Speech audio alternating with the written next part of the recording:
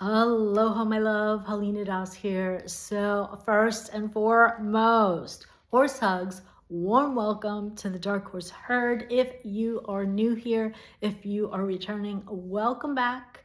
And I'm over the moon, delighted to get to spend some time here with you today. When you stick around to the end of this video, you will walk away with a better understanding of the 5 energetic archetypes and how individuals, both two-legged and four, are wired to channel energy. And in case you missed it or want to revisit it, I will be including down below a recent video that I did sort of introducing this topic, where I shared the 3 different levels that your horse is sharing energy with you. Now, I do want to preface, and I don't think I mentioned it on that video, this applies more so, okay, this shared energy piece applies more so when you have that special bond, that special connection, that heart horse. If you're like a trainer or a rider and you go to a farm and you're riding like half a dozen horses every time you go there, like, and they're not your heart horse, like it, you know, chances are it may not really apply or be that obvious. I mean, I think we're still sharing energy, but it's going to be diluted by other things, right? I hope that makes sense. So I just wanted to drop that in there, or maybe you're someone who has like a herd of horses, but there's that one horse that's like your, you know, that special one, that chosen one, that heart horse. That's what I'm talking about, okay? When I talk about this shared energy piece, okay? Just felt called to kind of clarify that. Alrighty, so today, before I dive into the 5 different energetic archetypes that I downloaded based on my rich background in the healing arts, in case you're new to me, I was a renegade vet for over 2 decades, where I integrated traditional Chinese medicine, acupuncture, bodywork, and more. And so this system, this energetic archetype system, is based on that foundation, but it is something that I downloaded, okay? What else? Yeah, so those couple logistic pieces want to come through. So before we dive into these energetic archetypes, I do want to take a moment and share with you, like from the heart, why I have felt strongly nudged to bring this forth at this time. And this has to do with how 2025, which I don't feel is 100% done and dusted. We've still got a few more weeks before that tail end of the snake completely sheds. If you vibe with the lunar year and Chinese New Year calendar. But what I know in reflecting back on 2025, as I've been doing over the past month or so, is that while the challenges and the wild ride that I had and the obstacles and the intense, like, emotional stress and fears and anxiety that surfaced for me in a way that it hasn't in a very long time, associated with the challenges I was going through, and also tapping into what I came to realize in doing the inner work was a lot of ancestral and generational patterns, inherited pain and fear and that type of thing that I was actually releasing as the chosen one to be the chain breaker in my lineage. And so if you resonate with that, definitely stick around for to the end of this video. Let me throat chakra clearing always seems to happen when I'm either doing a training or a transmission. Anyway, clearing the channel, right? So What I want to share with you about this piece, about the gold that I essentially alchemized in mind from 2025, had to do with, not first and foremost, excuse me, first and foremost, you know, I was navigating all this shit show, if you will, right? And so I knew that I had to up my game in terms of the inner work, the nervous system work, the somatic work, all the things that I was drawn to do, okay, for me. And what was really fascinating was that while I was going through this, like almost on a daily basis, like there were days and weeks even where I was experiencing all of this insane, intense fear and anxiety, which in the beginning, I really didn't understand where it was coming from and what was going on. As I said, I came to realize the root or the origins, which is really not even that important. But what was fascinating was that my beloved Indigo, who is, for me, the poster child of a water horse, the dark horse, and the reflector, which is one of the archetypes, he was on those days, which I know wasn't an accident, was increasingly in frequency and intensity and even duration, spooking more, more skittish, you know, and jumpy.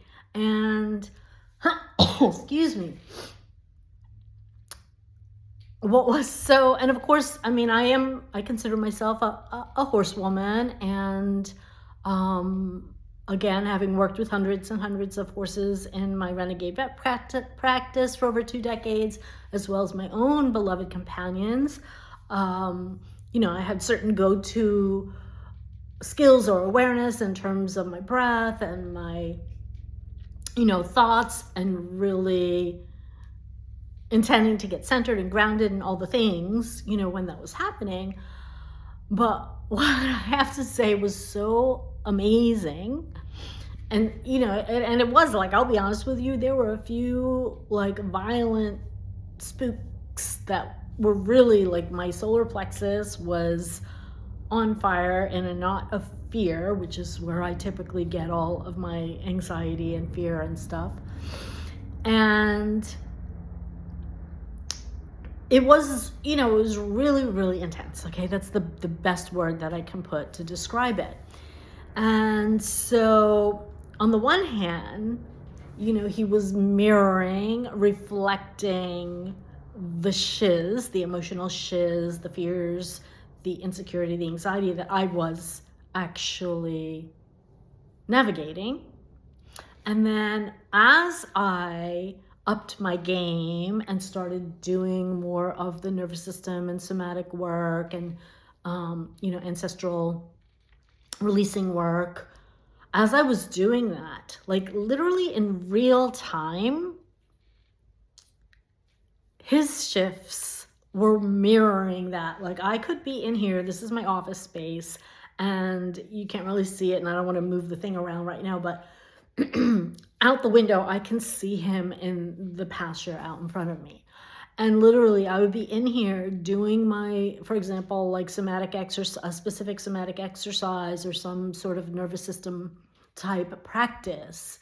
And I would literally witness him. I'd happen to glance out the window and I would see him licking and chewing or falling asleep.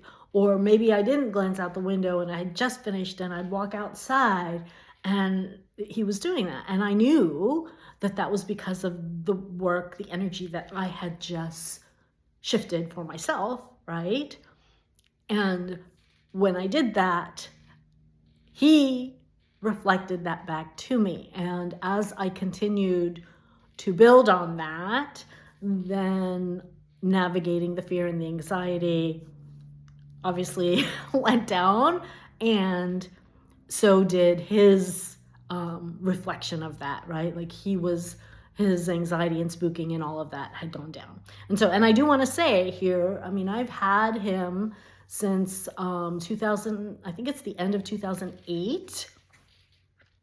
And so I've had him for quite some time. And over the years, I mean, yeah, I'm not going to say he's never spooked or, you know, was skittish or anything like that. But it was more of like once in a blue moon, maybe, you know, a couple, 2, 3 times a year.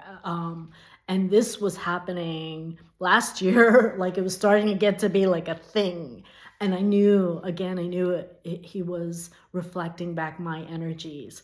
And when I did the work for myself, not while I was with him, for myself first. This is the whole point that I want to make here. When I did for myself, he shifted, okay?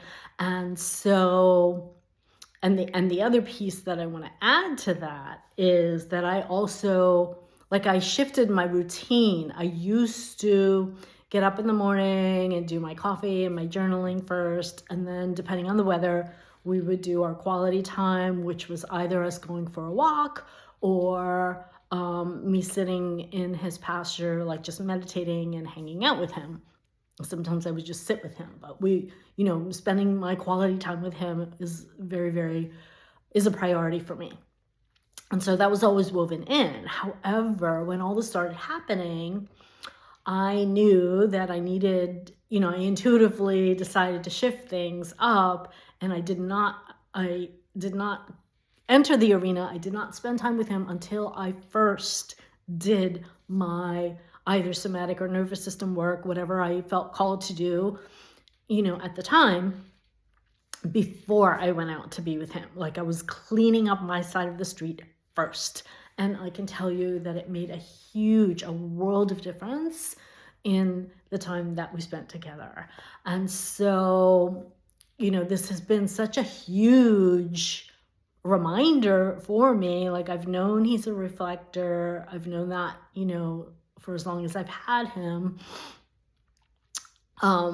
However, because of all of the stuff I navigated in 2025, I ended up upping my game in terms of not only the inner work, but then the embodied leadership, like really taking my embodied leadership to the next level, and who I was being when I was with him, as well as, again, even when I was not like with him in the arena, because practicing it first on my own for me first, right? We get to go first. Okay, that is really something I really want to, if you take nothing else away from this conversation, we get to go first as the human guardian in the relationship, in the team, okay? All right, so that's the reflector archetype. That is the water horse. That's the first one I will touch on. Each one of the archetypes, and I'm gonna fly through these because we're already 13 minutes in here. So each one of the archetypes is associated with the element. So the fire, earth, metal, water, and wood. Okay, we just did the water. Each one of these elements is associated with different physical areas of the body, organ systems, and the associated energy channels, aka acupuncture meridians that relate to those physical organ systems. There are also particular emotions that are associated with the different elements and the organ systems that when they are not metabolized or integrated, when they are not discharged, when they are not processed, whatever word you want to use, they will get stuck and crystallize in those related energy channels and or organ systems, okay? And so this is why everything always comes back to the energy. Energy is everything. It starts with the energy, right? And then manifests into physical form. So, okay, so we talked about the water horse, which is the reflector archetype, the water horse or dark horse, aka dark horse. Also, in terms of the physical body correlation would be the kidney and the bladder, which goes to the bones, the skeleton, the structure, the teeth. It also goes to, what was the word that went out the window? Okay, I'm kind of a little bit all over the place. So that's the physical piece, okay? the DNA and the genetics, epigenetics. And then the emotion would be the fear, the doubt, the deep-rooted anxiety. Fire can also have anxiety, but this is the deep-seated, deep-rooted, like ancient memories, right? That we can hold as deep feelers and sensitive souls and chosen ones to do this work, right? And so the dark horse, the water horse, is again the reflector. Let's move on to the wood horse. The wood horse is going to be, for me, the visionary trailblazer, the love leader. This horse, typically, or human, again, this applies to both humans and horses, or even small animals, their persona is going to be one of really, wanting to be the leader, wanting to be the alpha. If you're out on the trail, they want to be out, in the front, they want to be first. A little bit of competitive energy there. The organ system is going to be the liver and the gallbladder. Now, even though horses do not have gallbladders, they still have the meridian and they still have the energy, okay? So again, everything is energy. And so the liver in Chinese medicine is really important for moving the blood and qi and handling and managing stress. Of course, also it detoxes, it's tied to vision. So that is going to be connected with the visionary trailblazer, right? For clarity of vision, as well as your ability to really move forward and take the aligned action. And be that leader, right? That bold, courageous leader. The energy or the emotions, again, and when I'm talking about the emotions, again, the emotions are in themselves are not a problem. It's only when they get stuck because they're not metabolized, okay? And so the emotions that the liver hold include anger, frustration, resentment, jealousy, and anytime you really have, in general, like that stuck or stagnant energy type feeling, that's going to be the liver. That's going to be the wood horse, okay? The trailblazer. Excuse me. Alrighty. Okay, the next horse that we're going to, the next archetype that we are going to touch on, and actually, I am going to refer you to the video I did. It's a 2-part video series on the fire horse codes because the fire horse is the alchemist. And so you can go more in depth. I did, again, 2 full videos on that. I'm going to link those down below because just for the sake of time here, okay? So the third one is the alchemist. And the one thing I will add about the alchemist, by the way, since we are going into the fire horse year, is that the alchemist is kind of like a magician, and she knows how to weave together and work with all of the elements, the fire, the earth, the metal, the water, the wood, in order to work her magic, right? To alchemize shiz into gold, okay? So I just want to add that there. She's not only working with fire, okay? They're all like interdependent and work together. The next archetype that I am going to cover is the empath, which is the earth horse. I also like to call her the earth angel. She's the divine mother. She is the, in the horse world, the babysitter, right? The one who is going to take care of the kid, or the bomb-proof school pony, or the hubby, right? The thing about the empath, because she's similar to the water horse, the water and the dark horse like absorbs everything, right? The color black absorbs everything. However, the water horse is a reflector, so it not only absorbs it, and it absorbs it so fully, it reflects it. The empath also absorbs it, but she internalizes it. She doesn't necessarily show it, okay? And so that's where maybe like, a stomach ulcer or something, in the earlier phases anyway, it's going to be harder to read because they are doing that thing, which is kind of like that divine mother, the taking care of others, right? And they're the ones that really have to learn, energy management and boundaries and all the things. Anyway, That is the earth horse, the earth angel, the empath, who for me, when she's balanced, when she's empowered, becomes the empress, okay? And so the organ system for her is going to be the spleen and the stomach, so like digestion and immune support, building blood. And the digestion is not only the digestion of food and nutrition, but also of like life's experiences. What else do I want to say about her? I'm like, again, I know I'm just kind of flying through this. So yeah, that's the emotion. So for her, the emotion that would get trapped or stuck is going to be worry, or like even obsession, right? Like worrying to the point of obsession or OCD. Okay, so that's going to be the emotion that they are going to be helping to channel, if that makes sense. Excuse me. Now we're going to go down to the metal horse, which for me is the wind horse, the wisdom keeper, the sacred messenger. And so the organ system that's associated with that archetype is going to be the lung and the large intestine. And of course, large intestine is about elimination and releasing, right? And the lungs hold grief when we don't process that grief or loss.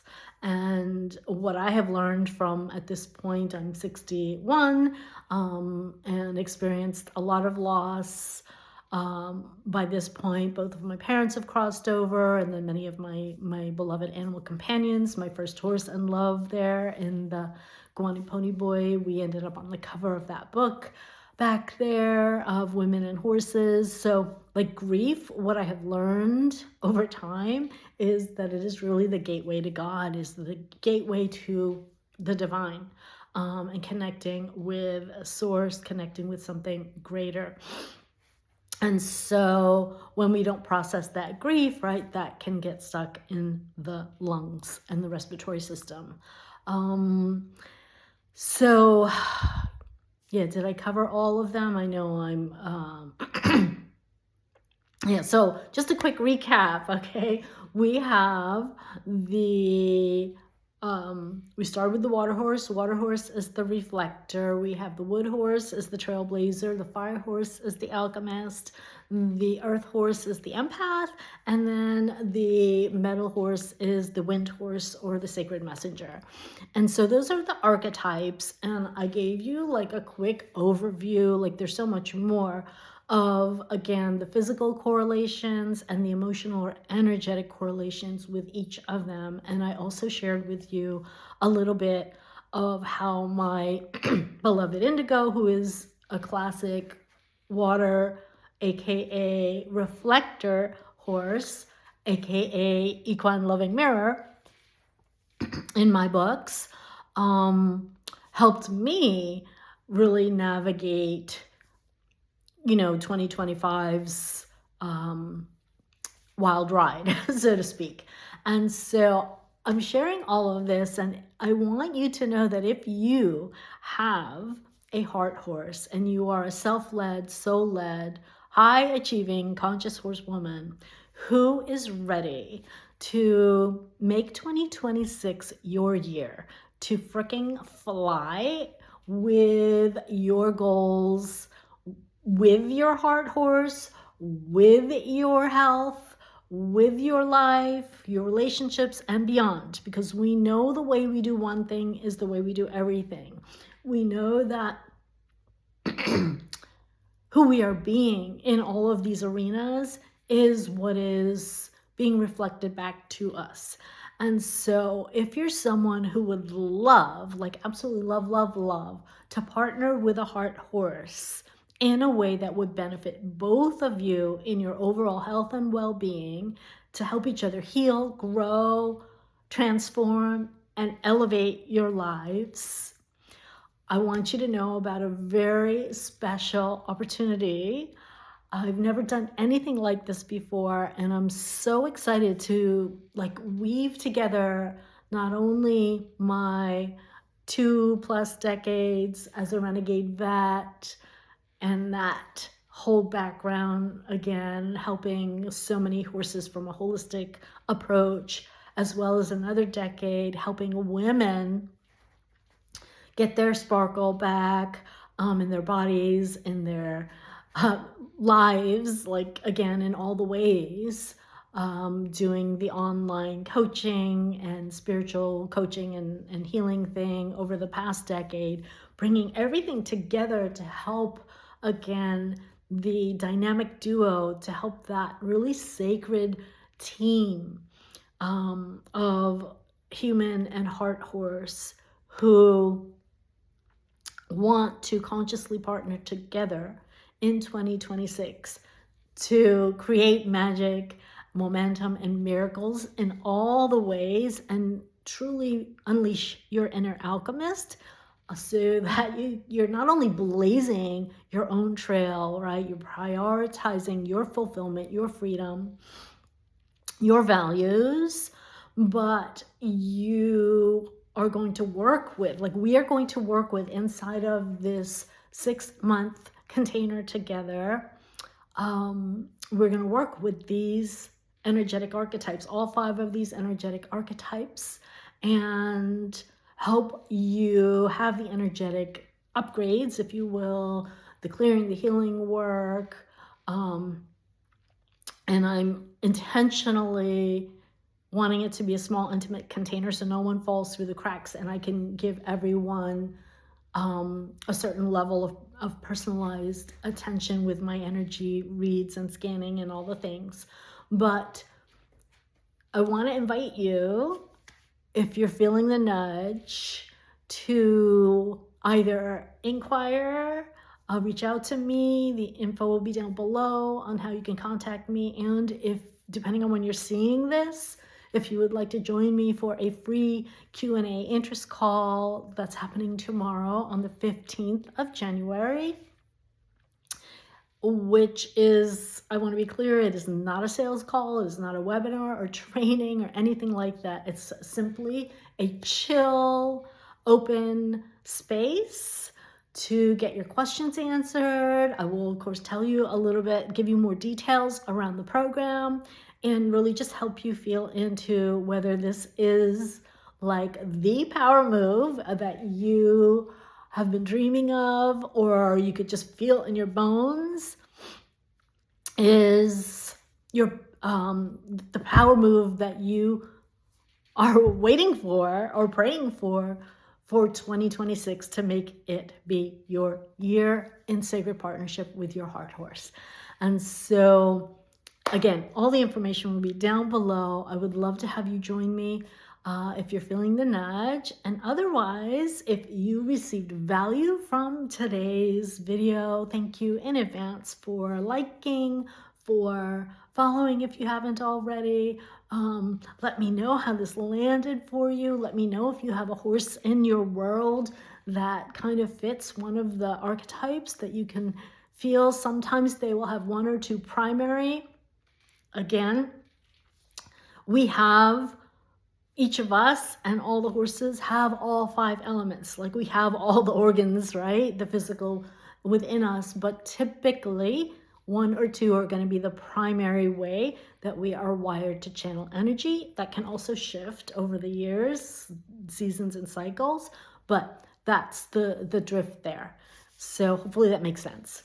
Anyway, I think this feels good for now. Thank you so much for joining me today. And until next time, ciao for now. I love you. Namaste.